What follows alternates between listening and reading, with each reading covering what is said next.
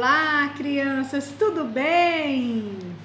Hoje nós vamos fazer uma tarefa muito divertida. Eu tenho certeza que vocês já ouviram diversos sons por onde vocês andaram, mas aqueles que têm mais contato com a fazenda ouvem sons muito legais. Eu queria que vocês ouvissem esse som. Gente, é o som da vaca. Olha que legal, gente.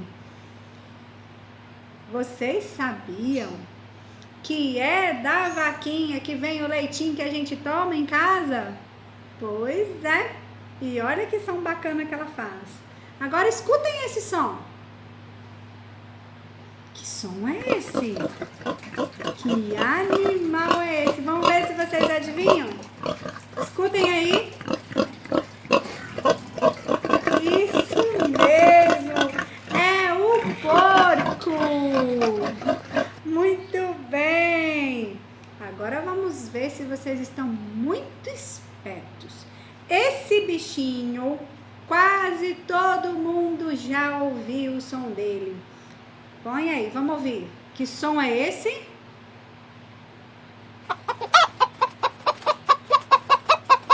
Quem já acertou? Isso mesmo, é da galinha. Olha que legal. Agora vem aí um sonzinho que nem todos vão saber. Escutem aí, deixa eu ver quem é muito esperto e vai adivinhar que bichinho é esse. Ouviram? Alguém já adivinhou?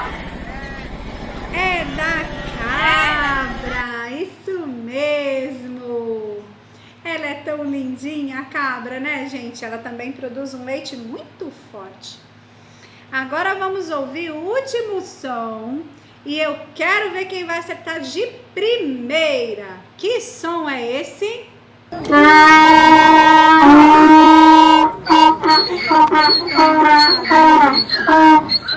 som é esse?